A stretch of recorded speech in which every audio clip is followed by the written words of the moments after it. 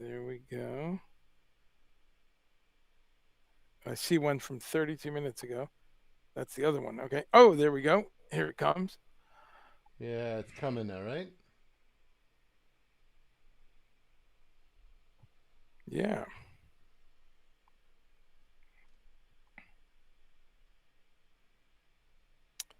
Da, da, da, da.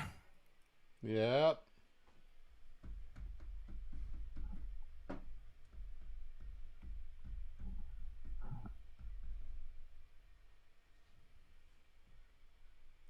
Got a little augmented second thing going. I see. I don't hear any music. You do? Oh, yeah, I'm hearing music. Oh, so you're not hearing music now. I'm not. Ha! Like, as in your How? modular? Right, okay. So now let's see now. Do you I hear only music hear your now? voice. I Do do. you hear music now? Right, okay. Yeah. So that's that. However, here's what happens. If I put this up, now you're going to hear echo. Go ahead and talk. Yeah. Is the echo back? Exactly. Yesterday. It's back, right? Okay, good. So that's the thing is that I actually have to put the I have to put my thing through a different. That's it. I have to put my my master out through someplace different, or find a way to not have. Hey, excellent. Hey, R. Downey. Thank you for joining us today. Excellent. Oh, really? Periscope doesn't sound too clear today?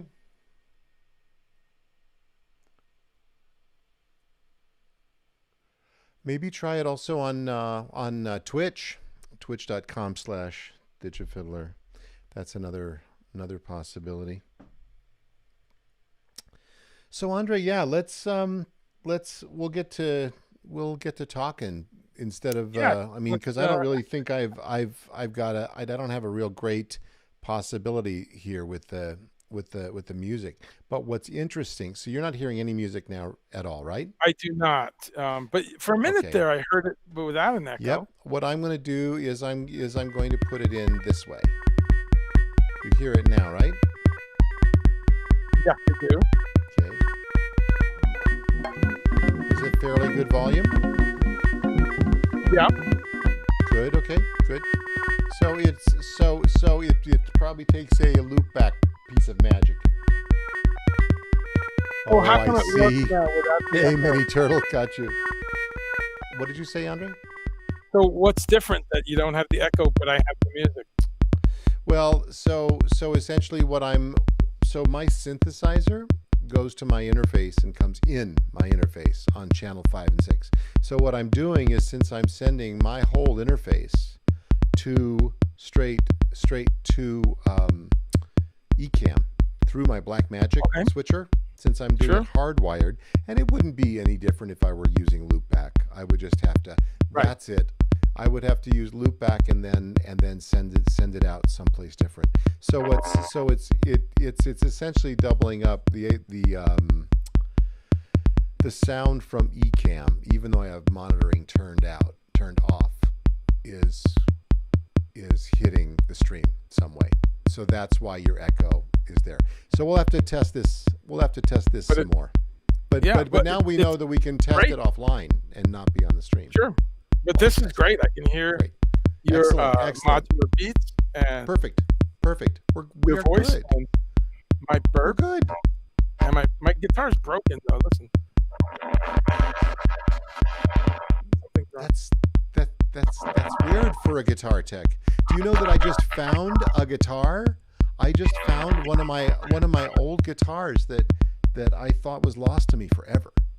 That's great. And all of a sudden, a friend who we haven't talked to for a long time said, hey, let's catch up. And he all of a sudden turns around, and there's my guitar hanging on his wall. Just like that. I'm like, oh my goodness, yes, you did borrow that guitar from me.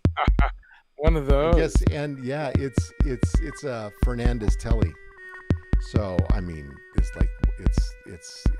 a really lovely guitar, and I miss Nothing it like very a much. Telly, even a copy. Yep. Yep. He's down in Guitars. he's down in Maryland, and he's bringing it up Okay. soon. He'll come up and visit. So hi everybody who's watching. We got 12 people on the hook now. So Hey, whoever you are, if you're here, please say hi. This is Andre Chumley, my dear friend.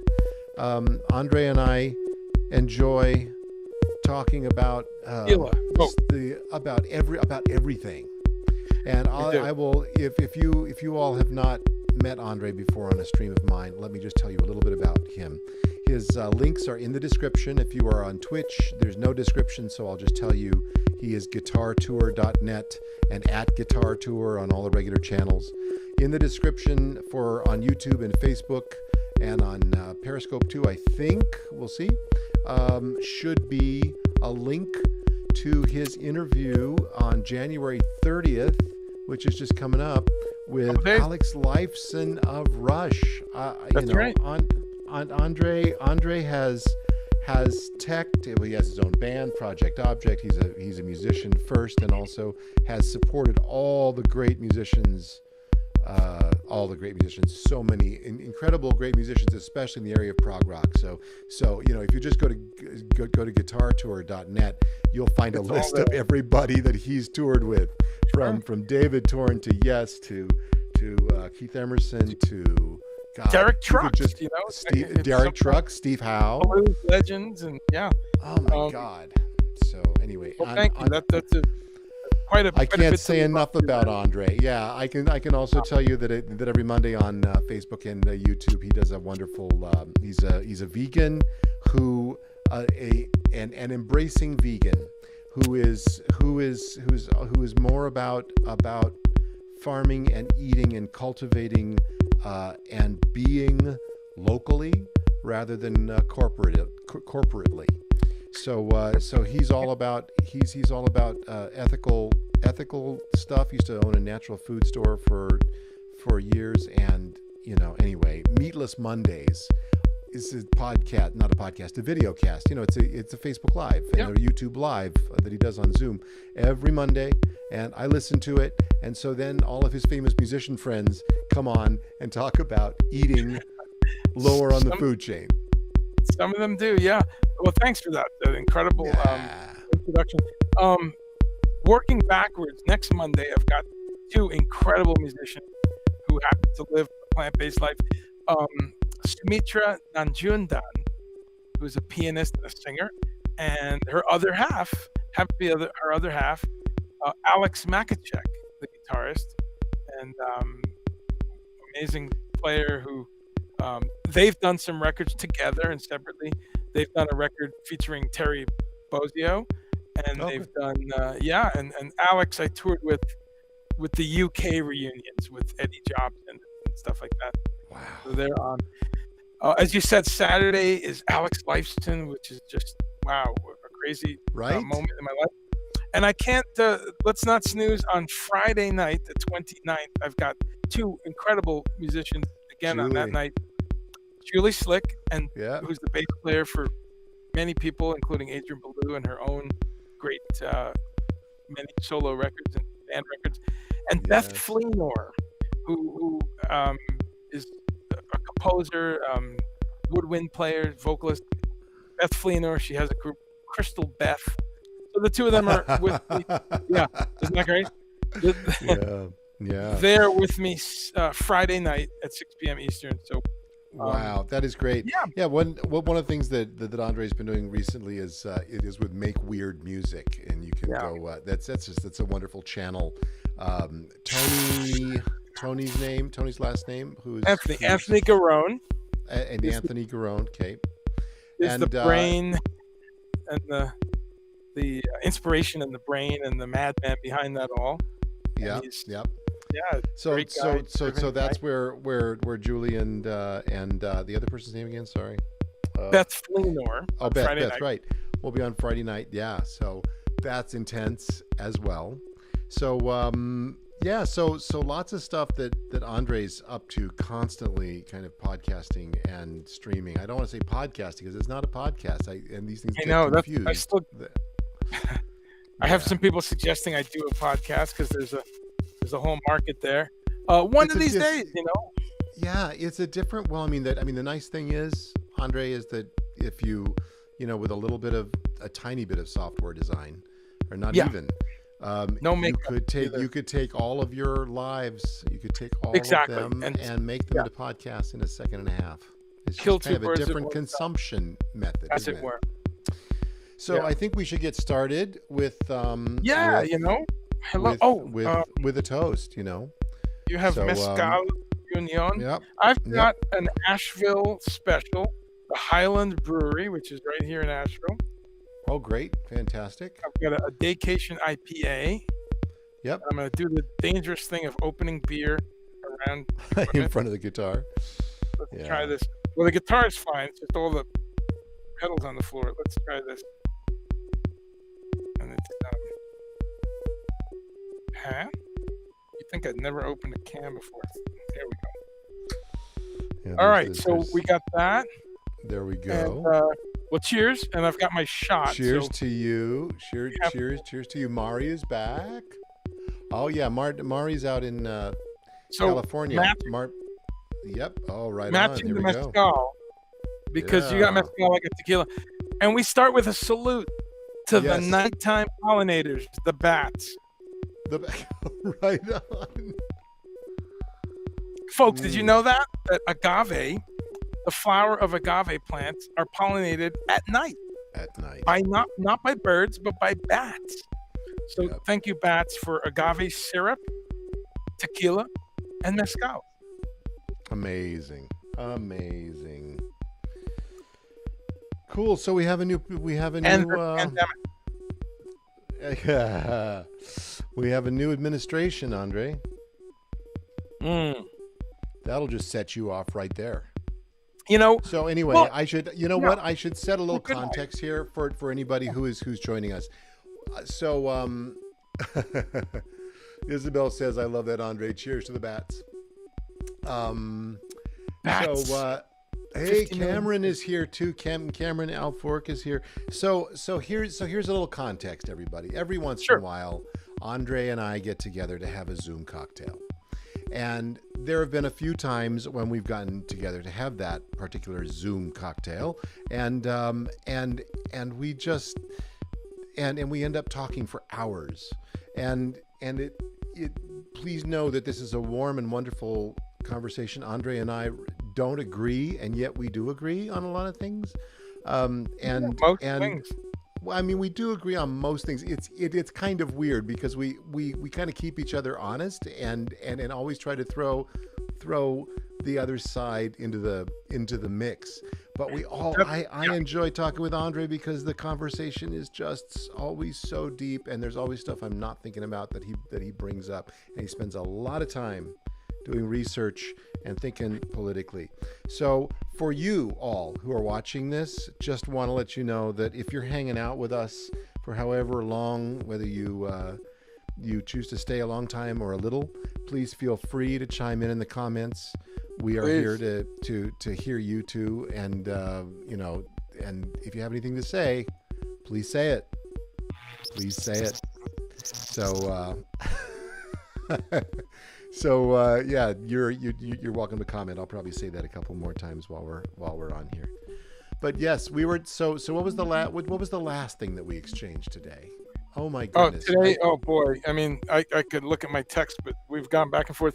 I think in general though, we're in a mode of I said to a friend of mine earlier today, I said, hey, there's a great presser going on because Kerry is on, and he's talking about the climate change and kind of I think I texted you about that right earlier in the day. Yep. And I watched it. I watched every minute of it.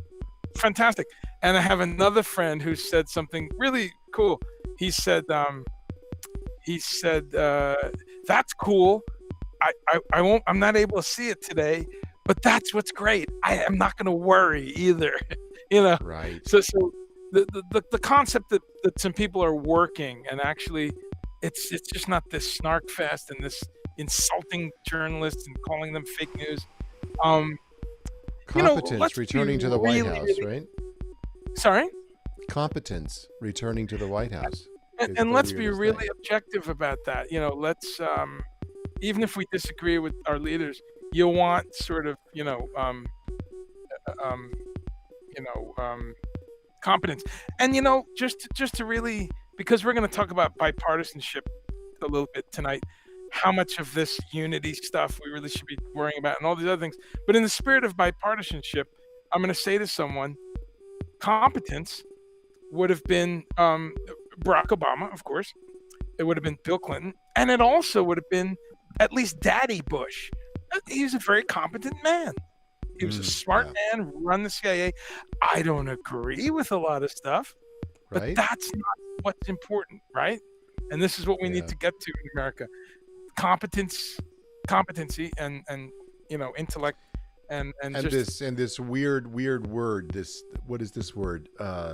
Truth, fact. This stuff.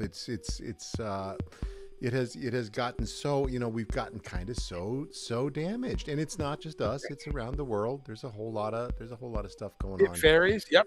We can go through the 200 countries, and it's a graph. It's probably like a sine wave. It goes up and down. Yes.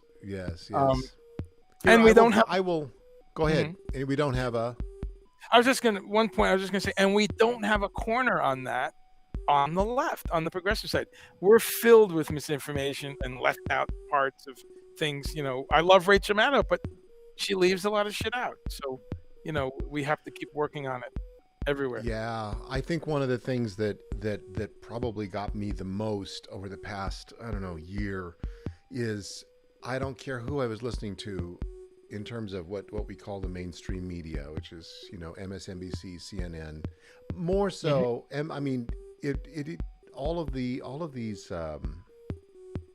news outlets are polarized, right? So it's like if you think of Fox as not the news outlet, but the entertainment outlet. If you even go to that extreme, you still got to say that MSNBC. I mean, I try to listen to MSNBC in the morning, and I just hit with propaganda time and time again. Every word, it's the same thing, and it is true. What began to give me some comfort is that these folks are there to sell tickets.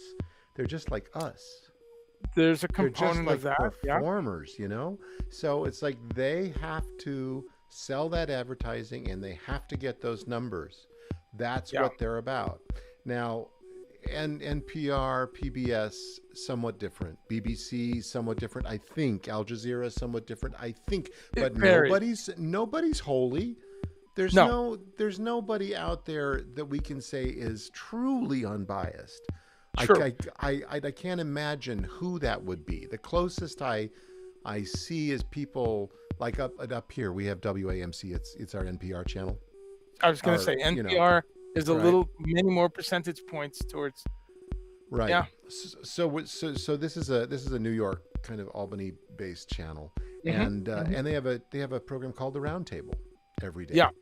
And it's political, it's poli-sci teachers, it's people who've been in government, it's been like really heavy journalists.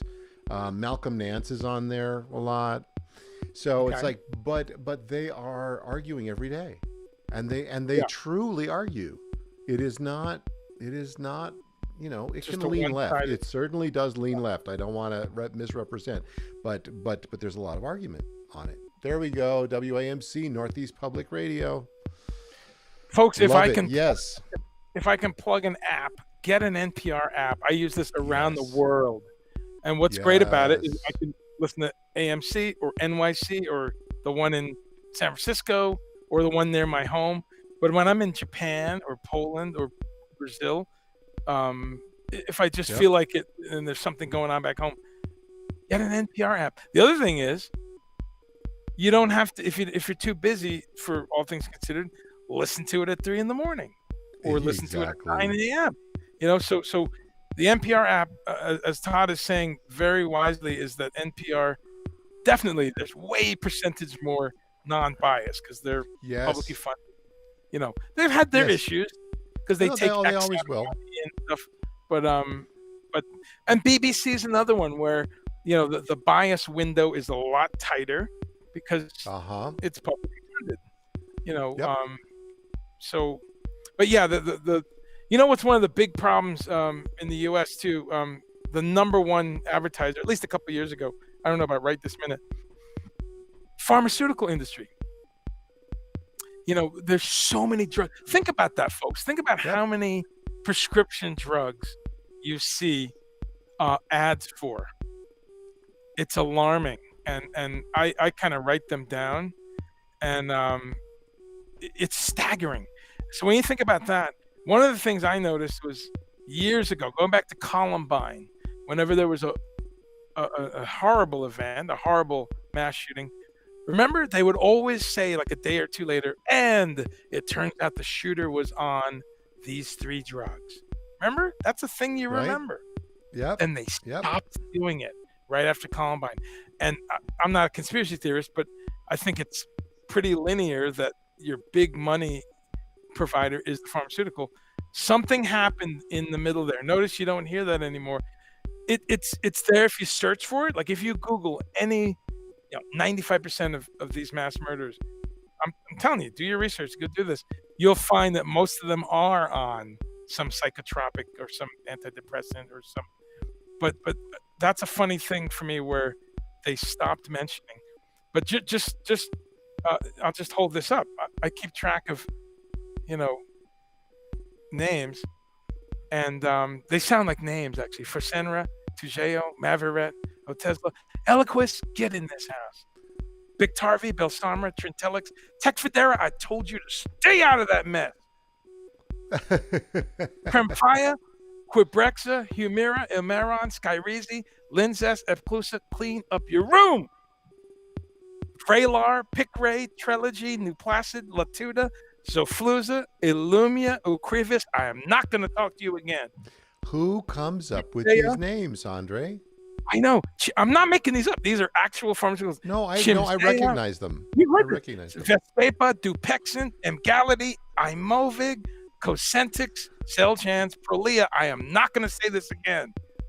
Bidurion, Entresto, Kisqali, Dovato, Ibrance, Zofluza, Baclofen, Kylena, Verzenio, Rexulti, Palforzia, Entivio, Stellara, Rinvoq, Descovy, Ilbrazia, Nicala, Buximi, Steclusion, Embrel, Nurtec, Optivo, and Yerve, Imbervica, Voltaren, Rybilzus, Nulesta, Zizur.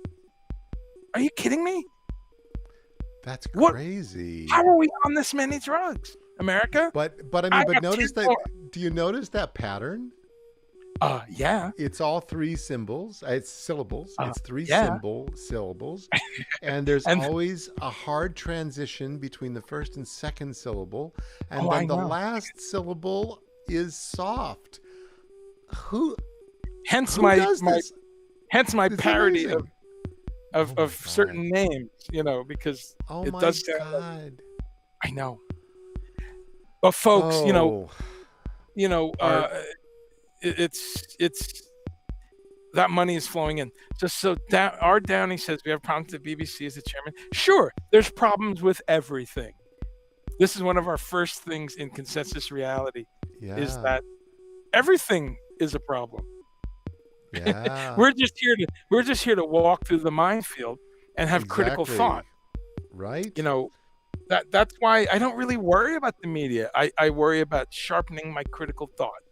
I worry about. Well, there we go. Right? There we go. That's what we need. And you among many. Art Downey, tell me what your name is so I can address you a little bit more assuredly, because we got Minnie Turtle and Art Downey that are the same people.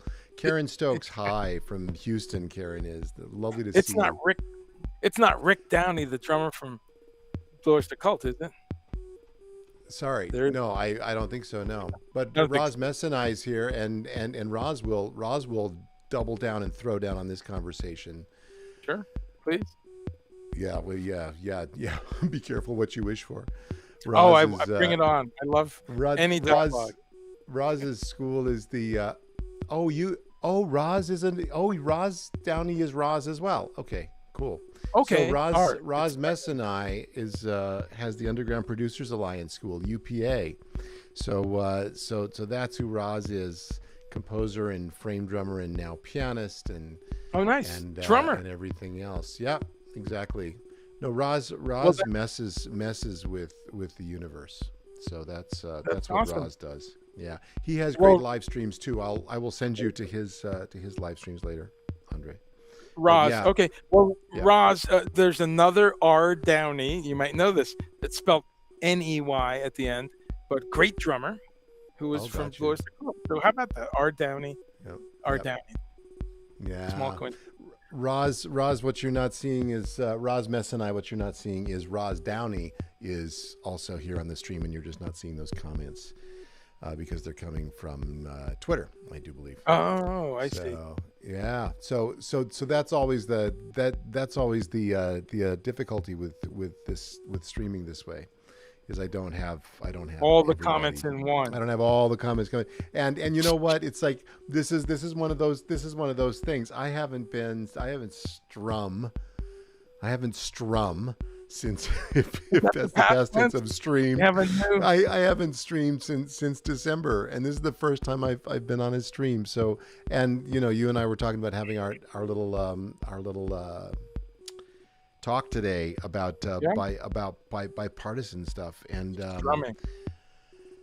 the absence thereof. So I thought, let's do our Zoom cocktail tonight. So Roz is short for Roslyn. Great. Right on, Roz. Thank you. Yes, I have it, Roz. I actually can put it up here right now. In fact, it's just that the space is hard because I just want to leave the space open, Roz. But maybe I will grab that Restream overlay and put it up here right now. Let's see what I can do. There we go. Problem is, let's see if it comes through here. There we go. Type something, Roz. It's just that it's kind of large and intrusive. So anyway, what I was saying was that there we go. There you go. There you go, Roz. So anyway, Roz Mess and I, Andre has toured with every great guitarist known to us all, especially thank you so much. Rock a folks. lot of them. So yeah. Not my favorite. Roz will understand yet, but one of these days. Yeah. He's there not we go. So now you're seeing the Restream Chat there, Roz. And I'll just put it down here and we'll keep it in front of my face. So Roz, Roz Mess. Oh, there we go. Excellent. Roz says, "Good to meet you, man." To you, Andre. So yeah. Hello, Roz. Yeah, we'll hook you guys up further later. So we were talking today. This was the thing. It's like what was it that you texted to me? I should get my phone. Where's my phone? There's a few things, but there was one was just saying, "Hey, there's a press conference," and we were discussing how you can skip them now. Way before that, when I was walking the dog this morning, you said, "Oh wow, way early." Jeez, let's see. That's like 12 hours ago. Because we both start at about 6 a.m. with morning show. Or earlier, Or 4:30. Yeah. Let's see. It was the text right before I said I'm walking the dog. I'll talk to you about this later. Okay. Let's see. We have recipes. We have. Oh yeah. We have a long dialogue that we should share with him. It was morning show, and it was about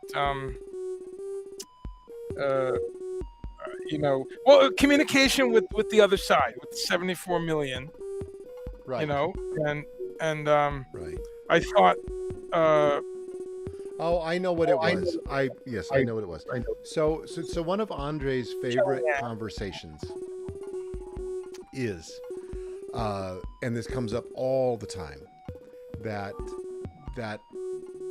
folks on the left just are unwilling to really see the culpability of the left in the conversation, and this happens in a lot of different ways.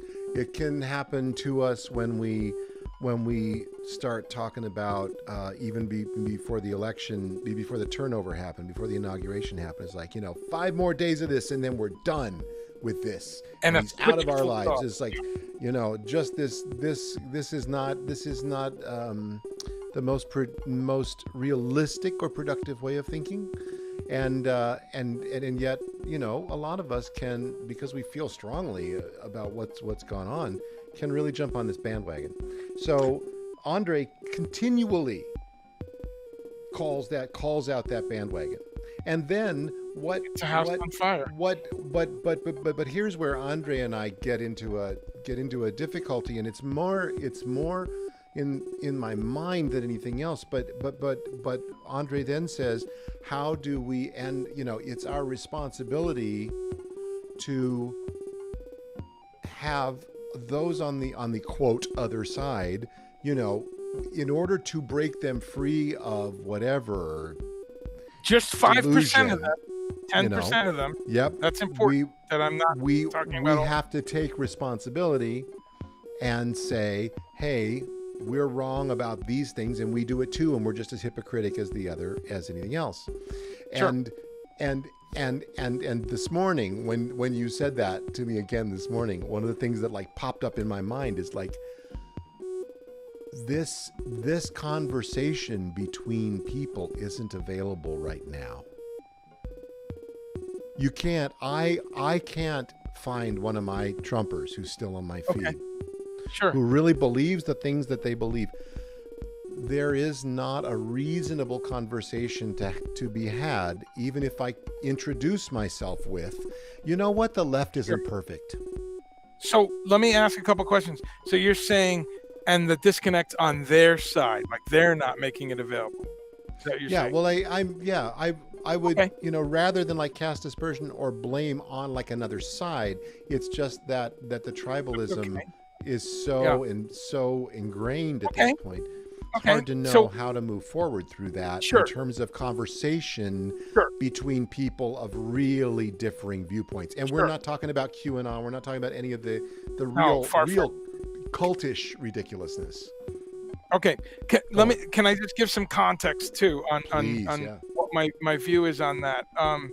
Let me say, first of all, when I say that we are the ones who need to, or that we have flaws and mistakes in our communication, because I know someone's going to say this in the comments. So does the other side. Tons of them. Oodles. They live on it. You know, from Tucker Carlson and Hannity on down, because that's where the talking points come from a lot, or Ingram, whatever. But we're the ones who say that we're carrying the Socratic tradition of sensible dialogue and rational fact-based arguing. We're the ones who say that. That's built into leftism, to progressivism. We're the ones who claim the higher moral ground, the righteousness, the intellectualism. We're the ones who say the education. Exactly. So that's why, because I know people always love to. It's almost the knee-jerk reaction when I bring this up. People say, "But the other side said," I know, but they're not walking around saying that they have some sort of, you know, age of reformation, you know, kind of, you know, great ideas about humans getting together. That's the first thing to make clear. The second thing is that I'm only talking about reaching a tiny percentage of them. People need to be clear on that, because sometimes I don't make that clear to people, and they think I'm saying, let's get all those people that stormed the Capitol, sit them down with a beer and say, I'm not. No, that would be insane. I'm talking about someone like a Romney, you know, or someone just to the right of a Romney who voted for this guy and then changed their mind. We all know those people. Or someone like the 33% Hispanic people who voted for him, or the 26% young black males without a college, without a high school diploma who voted for him. All kinds of groups of people who of that 74 million that he got, if we can just look at 5 or 10% of them, just shoot low and kind of say, and we all know these folks, right? I'm guaranteeing you all know someone, a brother-in-law, a friend, a coworker, you know, someone who, they're not a jerk. They're not a racist, a bigot, or an idiot. And there may be some room. Here's my main point, and then I'm done with this sentence, is that we have to stop screaming that they're all racists and bigots and morons. We just got to stop that, because the little percent that's not, that's all they're hearing. Or it's probably a larger percent that's not, but the little percent that's reachable has been hearing for a quarter century that they are a fucking moron, a brainless, knuckle-dragging jackass. They've been hearing that since 1992. And the deplorable stuff too, yeah. We gotta stop. And some of them are. Do people understand what I'm saying? I'm not saying that those adjectives don't apply to a whole bunch of them, but the ones that aren't, we have. And you know why I'm so urgent about this? Because we only won this by 1 or 2% in a lot of states, folks. I wouldn't be saying this if it was a landslide. This would be stupid. We squeaked by. So that's kind of where my passion comes from. It's so close. We gotta, we have 2 years to, Well, that's and that's the place where I'm kind of trembling in my boots, right? What do you think about? I mean, it's like obviously the man in charge has come out of the gate swinging so hard. I mean, first reversing, but then really trying to have an impact. And of course, we will see, what the impact is. I mean, it's going to be hard to get all these needles in people's arms. It's not an easy task. Let's come to that topic in a minute, but I think let's pause for a minute and give credit that we can celebrate about a lot of things. Yes. The diversity of his administration, and not in a corny way where he just put people because it looks good. He's got competent folks with experience, with degrees in the area they're going to govern. Wow, what a concept. He's got people with really good resumes in government, not in, industry. Some of them are, the African-American gentleman who would be the defense secretary. Mm-hmm. Did some stuff for Raytheon. I think he was either a consultant or a lobbyist. There's some Janet Yellen. She's an expert. Yes. She's brilliant. But on the other hand, have you been in the machine too long? So there's some pros and cons. But folks, the fact that it's not a fucking son-in-law and his college buddies and a daughter who has no experience, the fact that it's not, friends and people like Rudy Giuliani and Rick Perry and all this. I mean, again, if no matter what side you're on, if you can't say, yeah, okay, it's a step forward to have an adult driving the bus, then I don't know. Yeah. It is a step forward. It is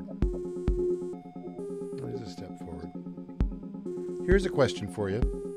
Well, first of all, I want to, if anybody's just hanging out on this stream, and we don't have many folks, we have like 7 folks who've chosen to tune in live. Yeah. But if anybody has anything to say about this, it's kind of, it'd be interesting to hear from some other folk about this too, because we can go on about our own feeling. But I'm really interested to know what people are sensing and feeling in terms of how we move forward. Here's a question that comes up for me a lot. Mm-hmm. This is a hard one. This hits everybody in the gut. And this gets into a realm which nobody likes to discuss. Okay. So we are very, very content to have looked at this situation as what we like to throw around this word cult, right? And the idea of cult-like behavior, it's been used. It was used in Waco. There's all these situations in the past, including Manson and everything else, which, it seems so far away now, right? But it's the idea of a leader who either inspires or encourages, or Jim Jones, inspires or encourages essentially what ends up being magical thinking. and people gather round, and because of the principle of agreement, begin to spin off each other's energies into this other direction. And so now we have things like the big lie. Now we have a 3-word symbol for that. And what's the Confederate thing? The Great Law? What was it? What do they call that? It's not the Great Loss. It's there's a 3-word slogan. Yeah, when it's like the loss is. Yeah, I'm not tracking what it is, but yeah, there's maybe somebody else on the stream knows it, but there's a 3-word thing that the descendants of the Confederacy are still fighting against. It's kind of equivalent to the big lie, right? So it's like, we didn't really lose, or there, but when we start talking about the cult mentality and how people get kind of enthralled and active in these kinds of things, and then of course they can look at us and say, well, you're just as culty as the next person, right? There's exactly a percentage of it, right? But I mean, we at least have enough science on our side to say that people are dying, and that's documented. You can't hoax this thing away anymore. So specifically now, the virus and the condition. No, I'm just bringing that. I'm just bringing that up, as a possibility. And the idea was that the belief system did encompass Donald Trump being inaugurated as president on the 20th. There was a big belief system built around this, right? And so now anybody who believed in that now has to shift to a different lie, right? And it has to shift to a different level of magical thinking, right? Mm-hmm. So it's like when the prophecies don't come through, you have to justify further to keep the religion alive. Yeah. It's, yes. And to me, it's degrees. Let's call it 92% GOP and whatever labels we want to use. Modern conservatives, right wing. They're not even conservatives, actually. They're far beyond that. They're reactionaries, right? They're radicals. Right. But there's 8% or 3%, whatever. I'm not going to argue, but the smaller slice that we got to keep looking out for. And I think I sent you this today.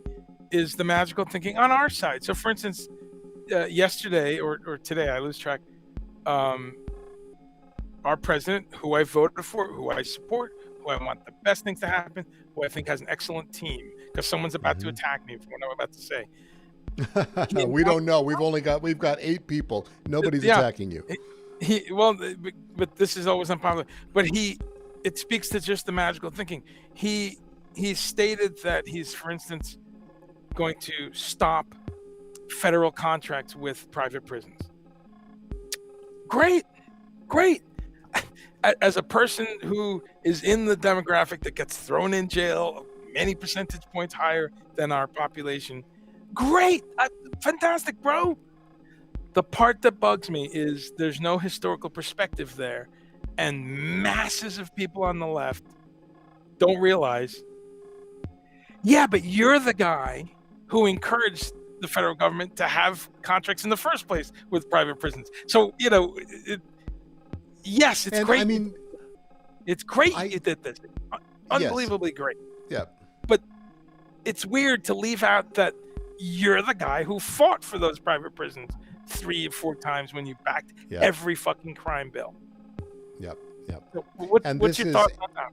Well, I'm so excited to have this conversation, because this is what happens for me, is that so I agree with you, right? And the conversation has been had, but a long time ago. It happened in the debates. He's been called on the carpet time and time again for having been part of those crime bills.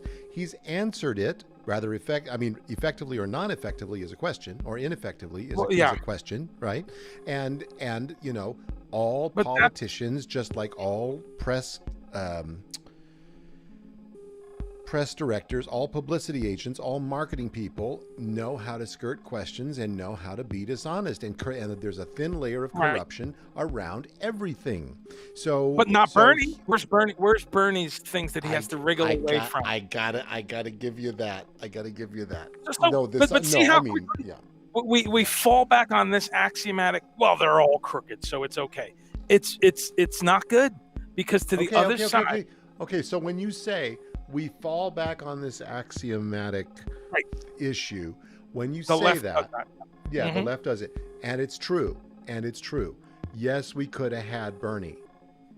And I'm not saying that he'd be better. I'm just saying I'm not. And again, I think he would be better on a lot of things, but it's a matter of how people in this particular country are going to get along. And since it's built on capitalism, but we're kind of adding a bunch of subjects now. Let's come back. We're piling it on. Yeah, you're right. Let's stay for a minute on the most granular thing, which is just one point and one point only, is that we love to say, well, they're all crooked.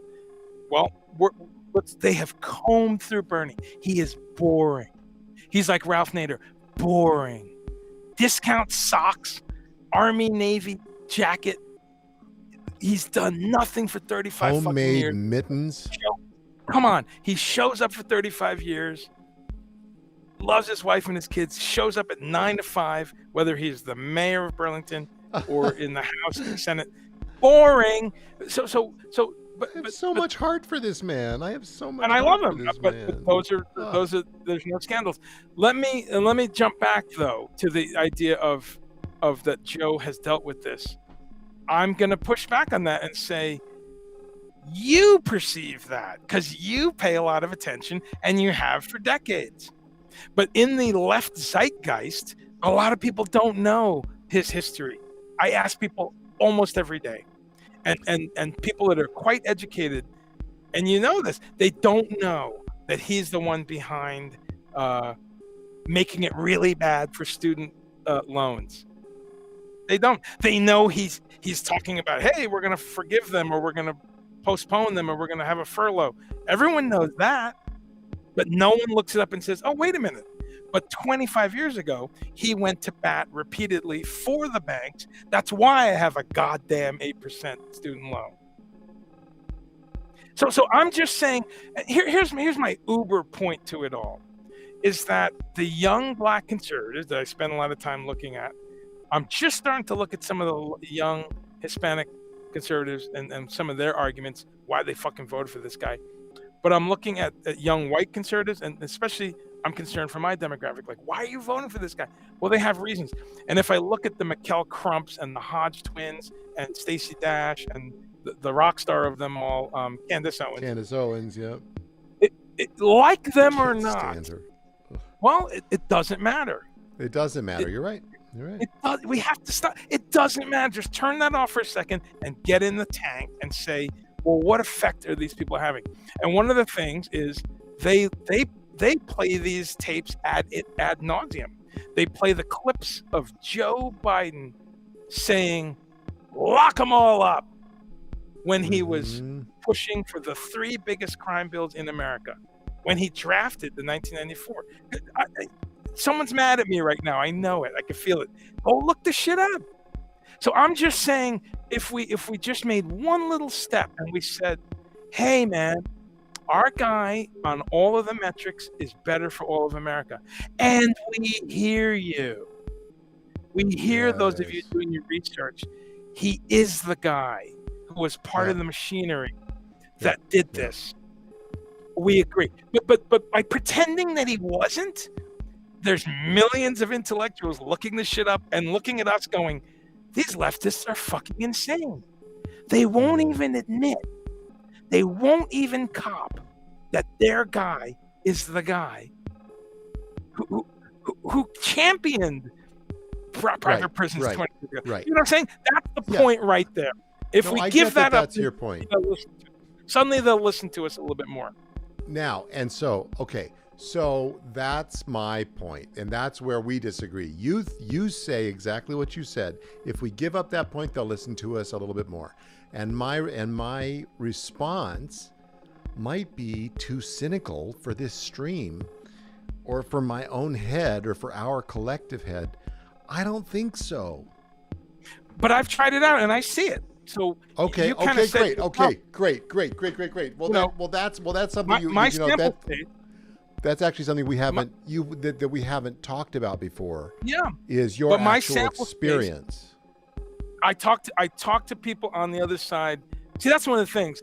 I've toured in 48 of the contiguous states, and I bring up politics for years all around the country, as you would imagine. And I kind of see what the split is. I see that there's some folks who would have voted for this guy who are happy to talk about it. They do live in a world of facts. They do live in a world of rationality. And the vast majority, I'll say it every time, they're the ones who stormed the Capitol. They're not going to listen to you. I agree with that. I have a number of friends who supported this insanity. Some of them, no way. There's nothing that's going to ever get through. And we choose to not talk about it, or they've blocked me on Facebook, or so I get you. And it sounds like you mostly encounter those types. And so you're very viscerally like, no way, nothing's going to get through to them. Yes, there's a segment of them. But there's another segment that with just a little finesse and just a little give on your side to just say, hey, you're right about some of these things. Just you're right. honoring them a little bit. You're right. No, I only have two people. God.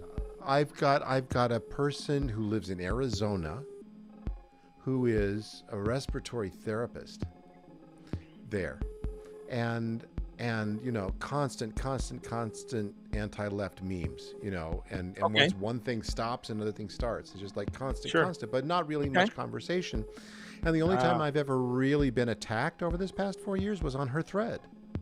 Right. Where one of her friends assured me within some really kind of deeply offensive language that the virus was going to be gone in October and Trump would win in November.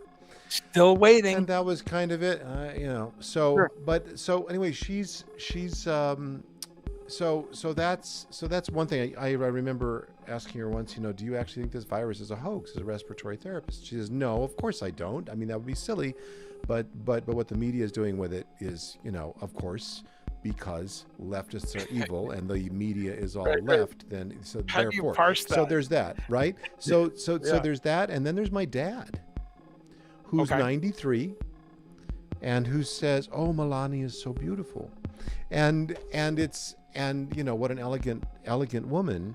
And there's all sorts of stuff inside that.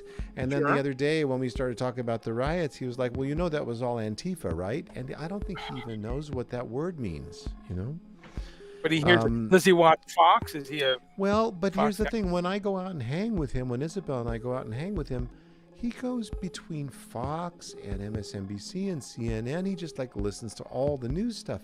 Interesting. It's really weird, though, that there's no... There? Could that be because you're there? Maybe. Does the refrigerator light go off when we close the fridge? Can you really tell me?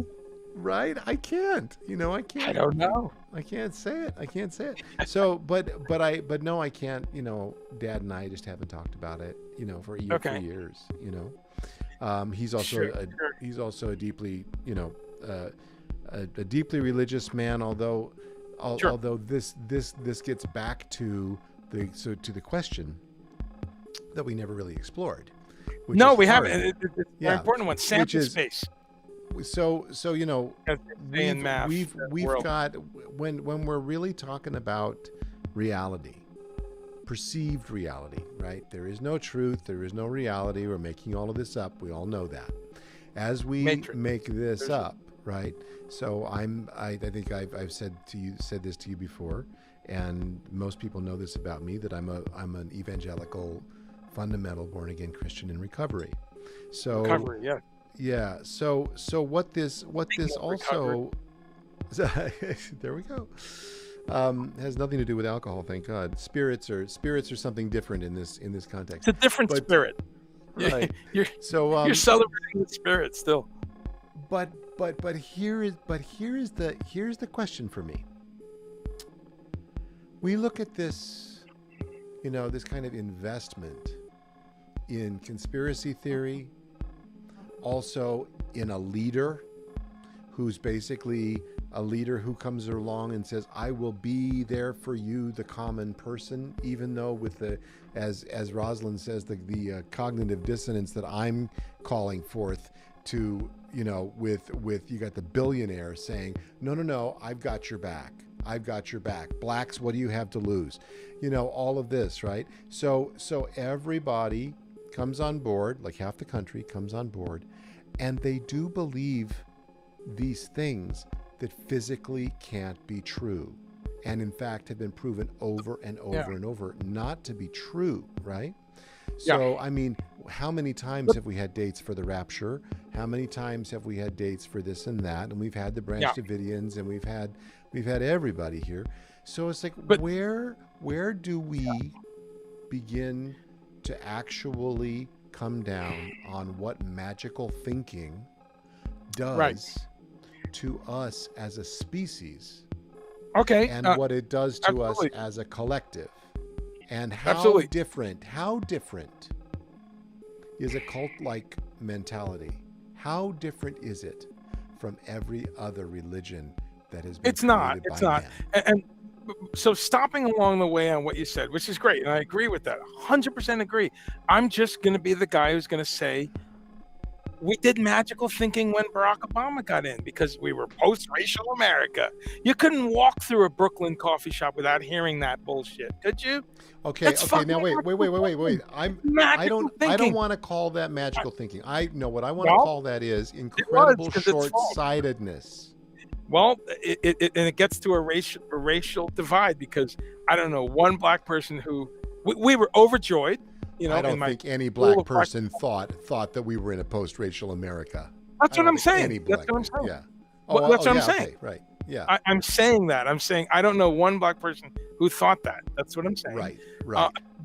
But the narrative, the political left zeitgeist was, everyone get on board. Yay! Kumbaya! Blow the balloons up. We're post-racial. We have a black... That was really a loud message out there. And it's a fucking joke. Dave Chappelle, one of our great commentators from any angle, he did a lot of material on that. And he pointed out over and over, like, are you kidding me? Are we overjoyed? Absolutely. Did I feel like, wow, I made it to this point in my life? A black president, a biracial president. Fantastic. I'm not taking away at all that it was awesome. It was an incredible step forward. It woke up a lot of people. There's a lot of people who changed their view on race after those 8 years for the positive. I'm not taking away at all from that. But hear what I'm saying.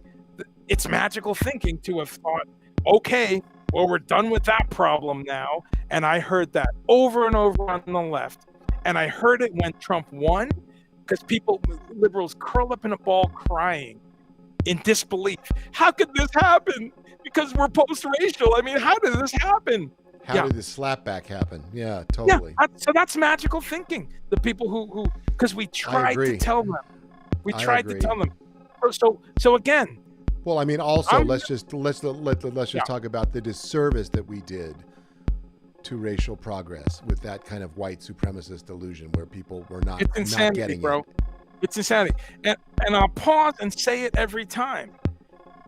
This is 97-3 or whatever tiny. I'm making that point that it's the other side has this much cult thinking. Our side has that much. It's still damaging. Yeah. But you're absolutely correct. We are the party of science and math and rationality and Socratic discussion and things like that. And stupidity. Now, again, I'm giving our little percent. Absolutely. I'm all for that. It's important, too, to pause and give credit for sensible conservatism. Andrew Sullivan or Pat Buchanan back before he went out of his mind, or P.J. O'Rourke or William F. Buckley on a good day. You had a host of actual conservatives who were respectful, mostly not racist. Some of them drifted that way. But you had a different... That's important for people to understand, too, that we've something happened on that other side, man. They drifted way out into fascism when they used to have some folks that you could at least say, okay, thanks for explaining your views and your ideas. Okay, let me ponder that. There's a few things I agree with there. That's kind of well, who when is that? When we start getting into that area of the conversation, it becomes for me inherently a conversation about balance of power. Okay, and tell me what you mean by that. The idea that whiteness in general, and when I say whiteness, I think you probably understand me, or maybe I shouldn't assume anything, and I should just define what I mean by that. But whiteness meaning the entitlement and privilege to rule in this country, in the USA, in the USA, that and the threat to it is what we are actually seeing the results of. But we wouldn't have gerrymandering, we would not have voter suppression if we didn't have Jim Crow and the 13th and everything else, which had in the PIC, the prison industrial system, prison industrial complex. We wouldn't we wouldn't be having this. That's where it comes from. There's an incredible threat. There's an incredible threat to the entitlement and power mongering and wealth of whiteness in this country. And and Democrats were the ones doing that stuff if you go back 60, 70 years. So that's the other. Sure.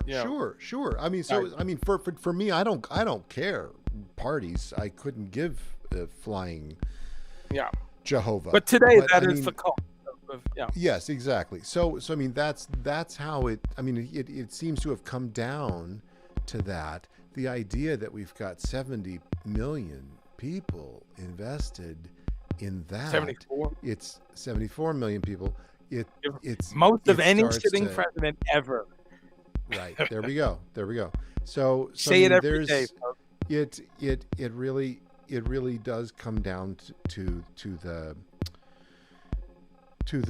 threat to the entitlement of ruling power, and it's crazy. I can't even understand it. it.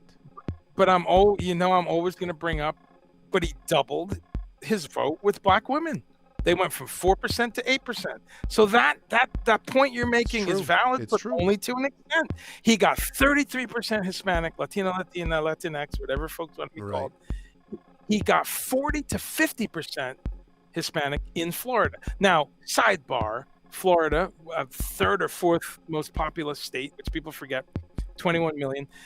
Florida has a lot of Cubans and Venezuelans. So there's a little asterisk there where the ones that come here tend to be very, very antsy about anything too lefty. And so you have a special, so Florida, the number's way up. Plus it's Florida, right?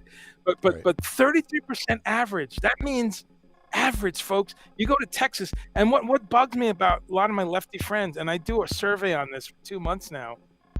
I tell them, have you looked at some of the exit polls, some of the articles about Hispanic people saying, I love Donald Trump because he's tough on immigration?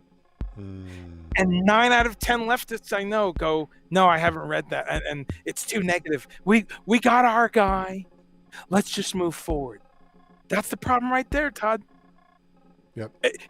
So, and it's actually racist. It's actually saying to those 33% Latinos, I don't give a fuck what your reasons were. It doesn't fit into me screaming that you're all racist. So I'm not going to look it up. I'm not going to honor your reality as a Hispanic person because you disagree with me. Think about how fucked up that is. And that's what the left is doing. And they're saying it to these 26% black men without a high school diploma, 20% with a college diploma. They're saying it to the increase of just about every Asian group you can look at. He went up. Asian citizens of Vietnamese, Korean, Indians, Nikki Haley and Bobby Jindal are not an aberration. No, they're not. Southeast Indians, there's a huge amount of them. So when we keep saying that, he won because of white supremacy, what a mistake. There we go. So this is the two sides of every coin. And I am so exhausted but then that's privilege on my account. I'm not exhausted. I'm not exhausted at all compared to black people who've been dealing with this forever. So it's like someone on the reservation today, yeah. Or somebody on the reservation, sure, yeah.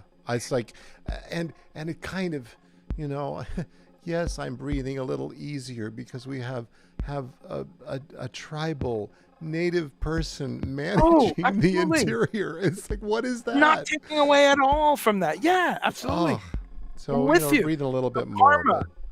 Karma. And hear me all the way. You're not incorrect. The white supremacy thing. We just have to do additive synthesis. We're doing Buchla style synthesis here. We need to add on to the main signal, which is white supremacy. We need to add on a circuit of uncertainty, which is called the Latino vote. We need to add on a little filter, which is called the black vote. We need to add on a VCA, which is called white women and won them again. We just need to, and that overlaps, of course, with white vote. But you're not wrong. I'm just saying we need to stop thinking it's only that. One of the great sayings, and you and I have said this back and forth for months, is that it's really cute, and I don't know who thought of it, but I love it, which is not everyone who voted for Donald Trump is a racist, but all the racists voted for him.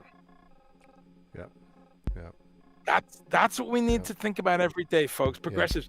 Not all the people who believe, not all of his voters are QAnon, flat Earth, anti-science, anti-vaccine. No, not all of his voters are.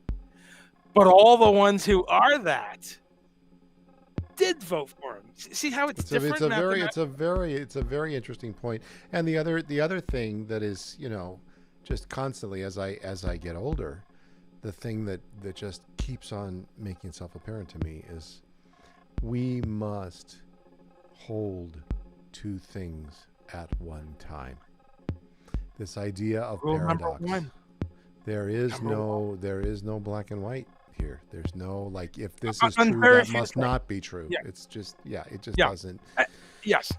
And even to that statement, because it's a funny one, and this comes up on my food-related show when people say everything in moderation. And I say, not really. You can't really eat too many apples. It's really hard to do that. It's really hard to eat too much kale. It's really hard to walk too much, right? So we got to be careful on axiomatic stuff. Likewise with this, there is black and white. You don't punch 5-year-old children in the head to make them do their homework. How else are you going to do their homework, Andre? That's a ridiculous example, but you get my point. You and I aren't parents. We have no experience with punching 5-year-old children in the head. I have halfway because I've been a substitute teacher for 20 years. So I do have to deal with discipline for 2, 5, 7, 12, 18-year-olds. But what we're talking about so there here are is I mean things. there are, and by the same token, we used to think that there was a certain amount of honor in what we would call honor in certain things, that nobody would step over that line. Well, And of course, black and indigenous and Hispanic people have known that honor doesn't exist at all, in reference to a country, in reference to a financial system and an economic and social system. So largely in the U.S. No, that's true. So listen, we've been going about an hour and 10, Andre, and I need to go do some dinner and do some other things. But man, this has been awesome to have our Zoom cocktail. It's been great. Let's set a limit of can we set a limit of a few more minutes and just switch topics? I will totally go with you. Yeah, let's go another 10 minutes. Is that okay? Okay. 10 minutes and we're off. So Okay. you touched on this before. That's why I want to honor you bringing it up, because you touched on needles in arms and where we are on the vaccine and all that going forward. And I guess I wanted to get your thoughts on a few things. And I guess the couple thoughts I'm having is on the good news. J&J seems to be around the corner from a single dose vaccine. You saw that? J&J, Johnson & Johnson. Yeah, did you see this? No. Oh, This is news to me.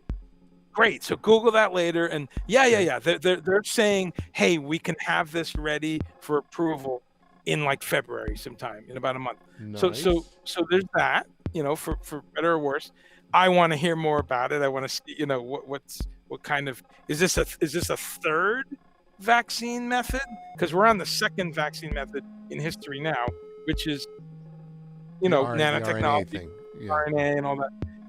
First time in 250 years that we're doing a vaccine like that.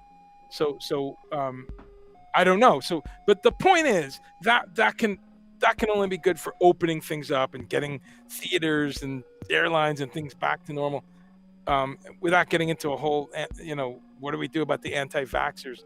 So there's that. My question still is, and we're seeing it across the country, the two things I want to get your thoughts on.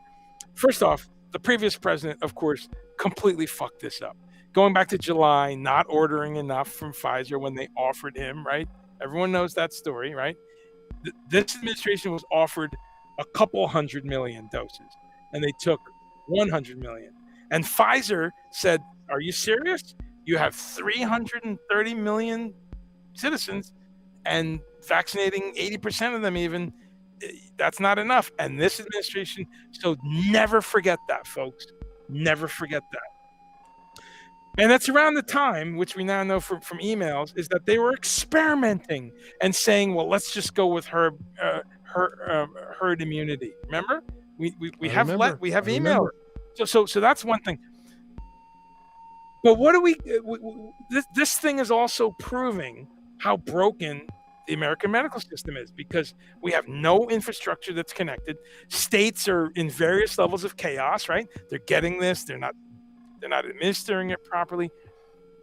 Talk to me about what what way you see out of this, like to get this so it's really happening at 100 at 1 million per day, which is kind of what we need to get to. Tell me, your thoughts or your confidence on that, if you have a thought. Well, I think that well, I mean, to just restate the question in as narrow a manner as you can. Okay. Yeah, because that is pretty broad. It's kind of, I mean, we're kind of like thinking about where we've been and like where we're trying to go. I mean, I don't have any assurances that any of these things that he says he's going to do are going to get done, because there's stuff that can happen, right? There's stuff that can happen, right? Oh, yeah. Now, from what we're seeing in 1 week's time, 2 weeks' time, well, it's 1 week's time. What we're seeing is a whole lot of fast forward movement, and it is not. Sure. It is not all about reversing. A lot of it's about reversing. But I'll tell you another thing is it's about building, right? Absolutely. And there are adults at the helm again. Yeah. And not only that, adults that care. The same adults who cared and were stymied, plus other adults who care. Can we say that anymore? Say what? Can we say stymied? I'm kidding. Stymied. Oh, gotcha. Oh, is that a bad thing? Okay, I don't know anything about the word. No, it's not. I'm joking. I'm making fun of social justice warriors. Gotcha. Stymied the little black kid on Little Rascals. So. Oh, remember? I didn't remember that. No. Yeah. I'm joking. Okay, so anyway, world. we're seeing a whole lot of steps forward. And I don't know what actually happens, Absolutely. But if we do have National Guard, flowing into everything and having all the hospitals and ambulance drivers and everybody else doing their own vaccines, but it's provided to them because it got bought. But you saw that 40% of healthcare workers are not taking the vaccine. You saw this, right? I saw that, and I don't know where. This is the other thing is I've now come to not trust numbers. Polling numbers. But you look it up, and it's coming from a dozen sources. You can watch video of these folks saying, "I'm not going to take it." Interesting. And a lot of them, because they've been in medicine for 20 years, and they're going, "Yeah, I'd rather a vaccine be around for at least a year before I'm gonna," So they have their reason. But that gets funny though, because then it gets down to we only trust the numbers we like, because we're also hearing numbers that Biden did this, Biden did that, and we go for it right away because it's a really cool number. What's the difference, right? We're either brutally critical of numbers or we're not, and so I actually know maybe 2 or 3 healthcare workers who I spoke to who say, nope, not going to get it anytime soon. They said, I'm waiting till the 2nd or 3rd cycle. And I'm like, wow, that's interesting. I can't wrap my mind for that so that they can monitor any side effects, any deaths, or anything like that. And one person I was talking to the other day said, look, these new variants, which there's 3 major ones, right? The so-called the African one, which is the worst, the English one, the Brazilian one, I think, or somewhere from South America. And there's a new variant they say comes from here in the US. And that's completely natural. Viruses will mutate. Yeah. And it's important to know that when they use the word variant, that's one that has a number of mutations. You know that, right? There's a difference between those. So the variant ones are of concern because they've had very many mutations. Anyway, one of these health persons said, hey, look, just like with the flu, and we have to get a new one every year, I'm just going to wait. This has been rushed through. I want to see one generation of what happens to people that have it in their arms for 6 months, for 8 months. And to be fair, we don't know that.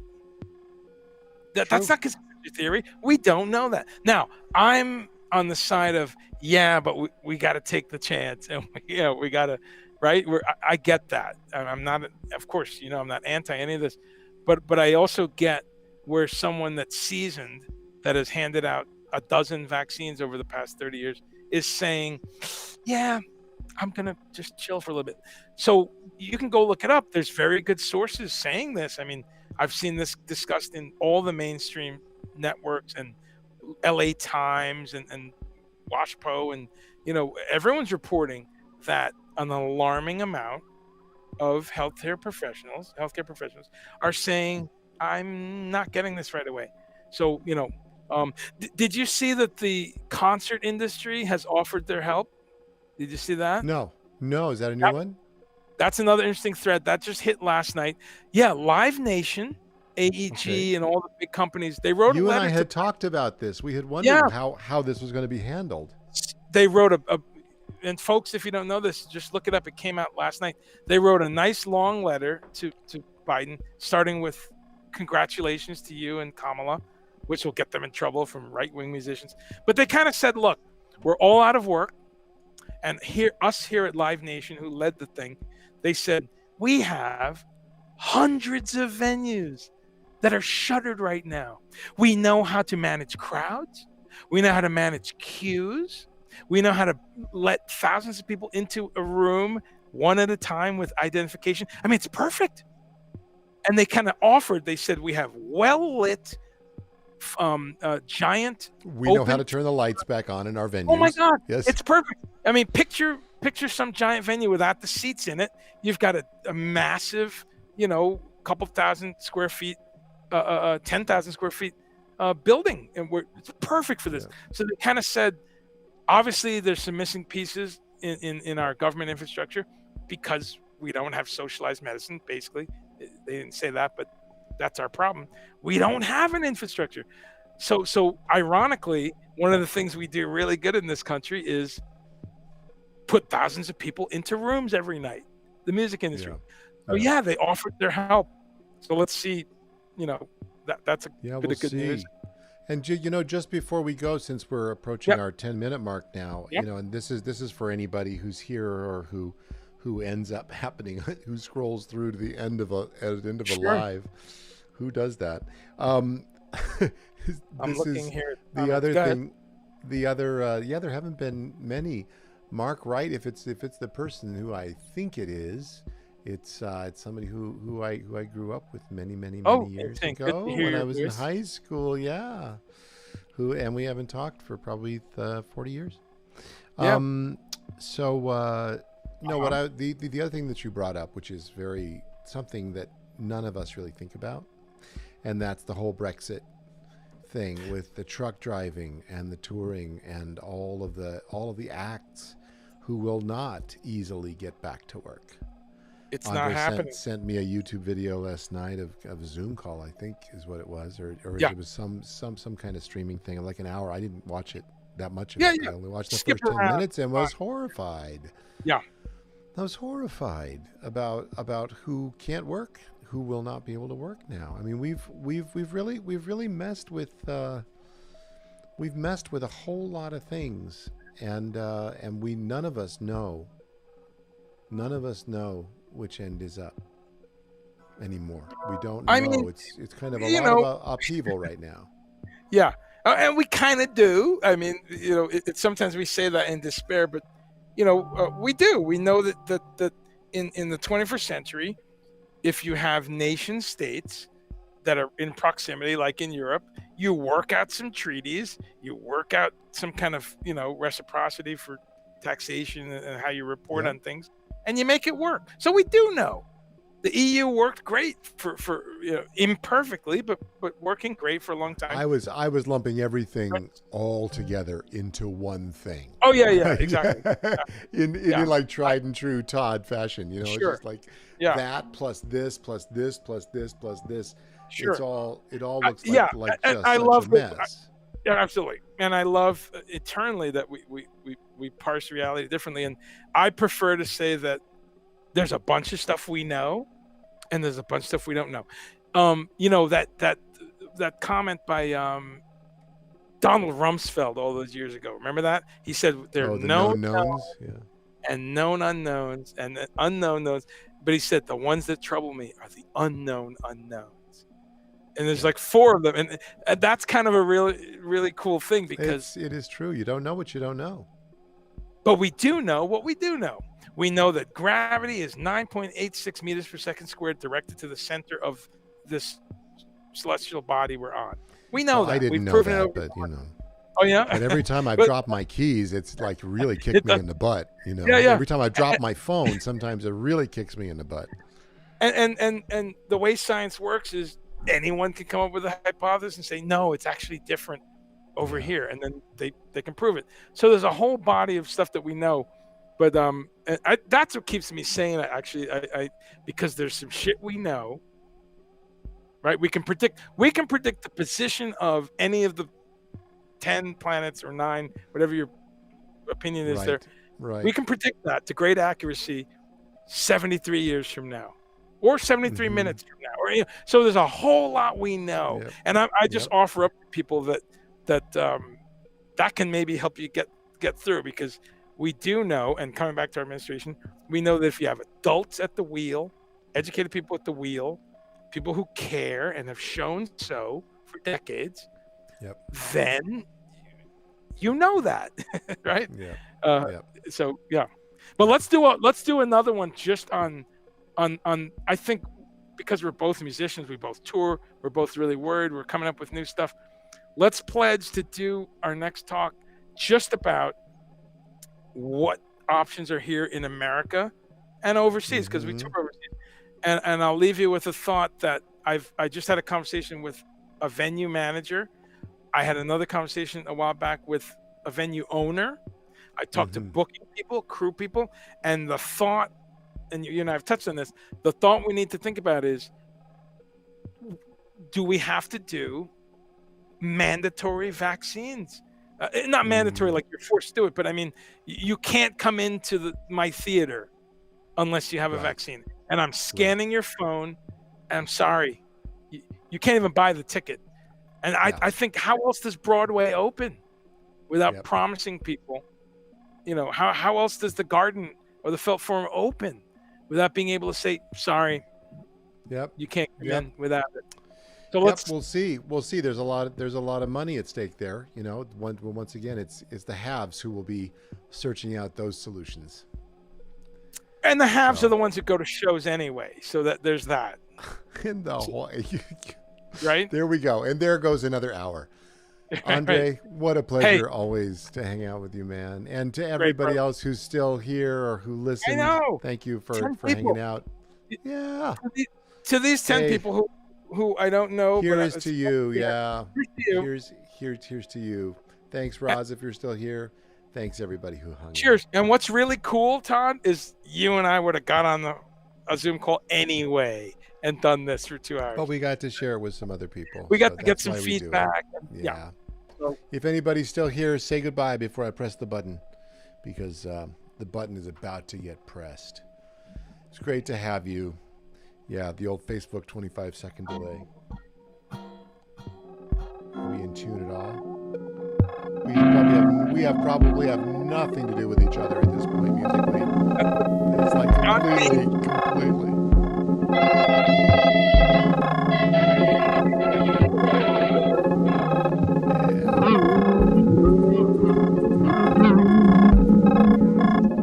Right on. Hey, Jonathan Secor. Great to see you here, man. All right, you all. Until the next time, take care. Be well. We'll talk soon. Bye. Happy looping.